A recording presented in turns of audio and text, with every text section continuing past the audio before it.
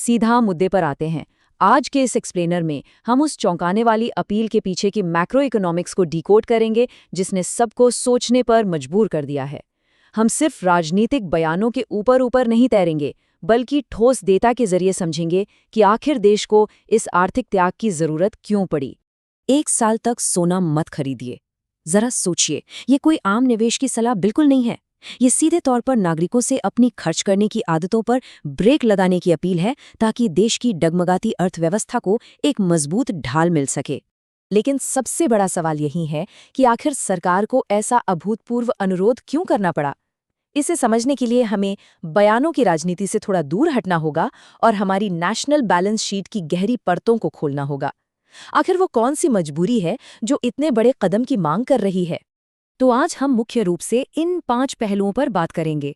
प्रधानमंत्री की अपील, हमारा विदेशी मुद्रा संकट, आदर्शवाद और जमीनी हकीकत का टकराव, गोल्ड ड्यूटी का चक्र और अंत में वो ग्लोबल ताकतें जो असल में कीमतें तय करती हैं।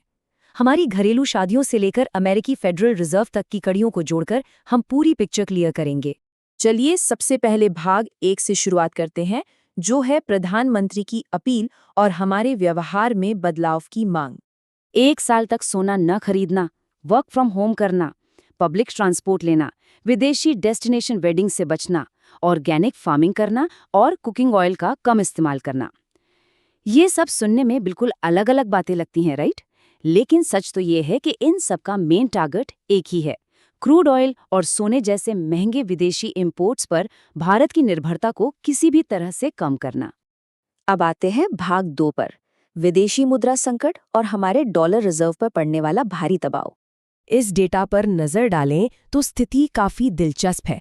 एक तरफ जहां अमेरिका और जर्मनी जैसे देश अपनी इकोनॉमी को बचाने के लिए आक्रामक तरीके से सोना जमा कर रहे हैं, अमेरिका के पास तो 8,000 टन से ज्यादा रिजर्व हैं। वहीं हमारे सेंट्रल बैंक यानी आरबीआई के पास सिर्फ 840 टन सोना सुरक्षित है। लेकिन कहानी में असली ट्विस्ट यहाँ है। हमारे भारतीय घरों की तिजोरियों में लगभग 830 लाख करोड़ रुपए का सोना रखा है। कल्चर के हिसाब से तो ये बहुत बड़ी बात है, लेकिन मैक्रो इकोनॉमिक्स की नज़र में ये एक नॉन परफॉर्मिंग एसेट है। ये बस तिजोरी में बंद है और इकोनॉमी को ग्रो करने में इसका कोई योगदान नहीं है। और इसका असर देखिए, पूरी दुनिया में सोने की जितनी डिमांड है उसका 26% हिस्सा अकेले भारत से आता है। इसका सीधा सा मतलब ये है कि हमारी शादियां और हमारे त्योहार, ये सब हमारे देश के डॉलर रिजर्व को लगातार खाली कर रहे हैं। हम सोना खरीदते हैं और बदले में हमारे डॉलर विदेश चले जाते हैं। आगे बढ़ते हैं भाग 3 की तरफ, आदर्शवाद बनाम जमीनी हकीकत, यानी इन अपीलों को लागू करने में असल दिक्कतें क्या हैं। यहीं पर हमें एक न्यूट्रल इकोनॉमिक एनालिस्ट की तरह सोचना होगा। जैसे फ्यूल बचाने के लिए वर्क फ्रॉम होम करने की अपील सुनने में बहुत अच्छा लगता है, लेकिन क्या सर्विस इंडस्ट्री का कोई आम एम्प्लॉय अपनी मर्जी से ये चुन सकता है? बिल्कुल नहीं।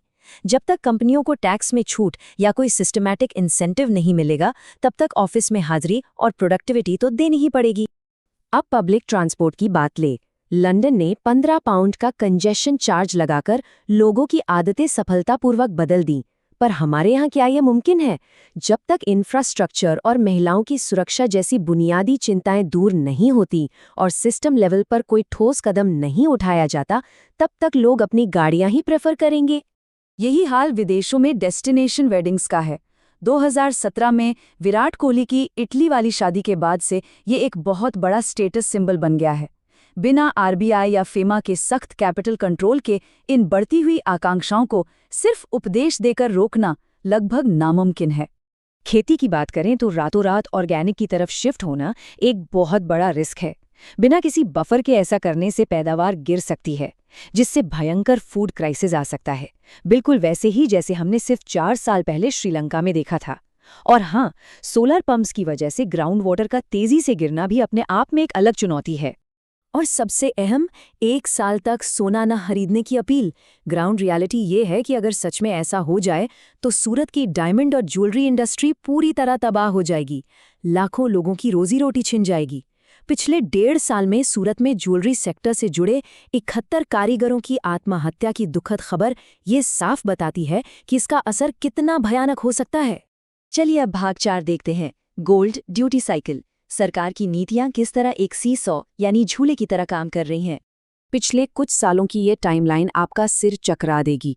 2020 में 12.5% टैक्स, 2021 में घटाकर 7.5%, फिर 2022 में सीधा 15%, उसके बाद 6%, और अब 2025 में फिर से 15%।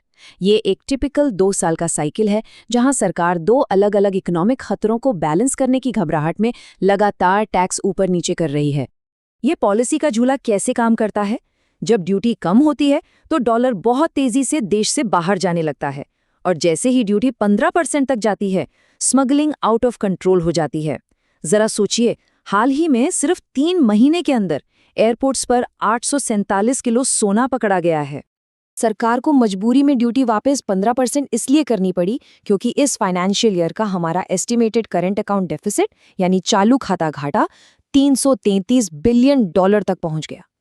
ये इतना बड़ा नंबर है कि इसे कोई भी इकोनॉमी लंबे समय तक इग्नोर नहीं कर सकती। लेकिन क्या डॉलर बचाने की इन तमाम कोशिशों का कोई फायदा हुआ? इम्पोर्ट ड्यूटी बढ़ाने के कुछ ही दिनों बाद डॉलर के मुकाबले हमारा रुपया 94.43 से गिरकर 95.76 पर आ गया। ये गिरावट साफ दिखाती है कि हमारी डोमेस्टिक इकोनॉमी इन बाहरी प्रेशर्स के सामने कितनी मजबूर है।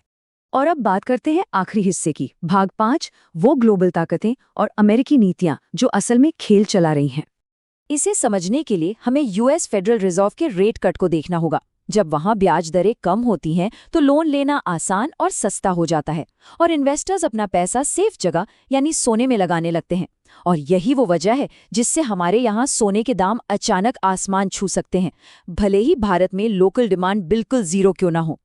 अमेरिका में फेडरल रिजर्व की लीडरशिप बदल रही है। नए एडमिनिस्ट्रेशन को एक सुपरफास्ट रॉकेट शिप इकोनॉमी चाहिए। इसका सीधा मतलब है कि वहां रेट्स बहुत आक्रामक तरीके से कटेंगे, जिससे ग्लोबल मार्केट में लिक्विडिटी का सैलाब आएगा और वो सारा पैसा रिस्क एसेट्स और सोने में जाएगा, यानी पूरी दुनिया के लिए सोने की कीमतें और बढ़ने वाली है। तो इस पूरे एक्सप्लेनर के अंत में हमारे सामने एक बहुत ही अहम सवाल खड़ा होता है। आज की इस गहराई से जुड़ी हुई ग्लोबल इकोनॉमी में क्या नागरिकों से सोना न खरीदने की अपील करना कोई सॉलिड लॉन्ग टर्म स्ट्रैटेजी है, या फिर इस इकोनॉमिक क्राइसिस को सुलझाने के लिए हमें व्यक्तिगत त्याग की बजाय कुछ मजबूत और सिस्टमैटिक पॉलिसी बदलावों की सख्त जरूरत है? इस बारे में जरूर सोचिएगा।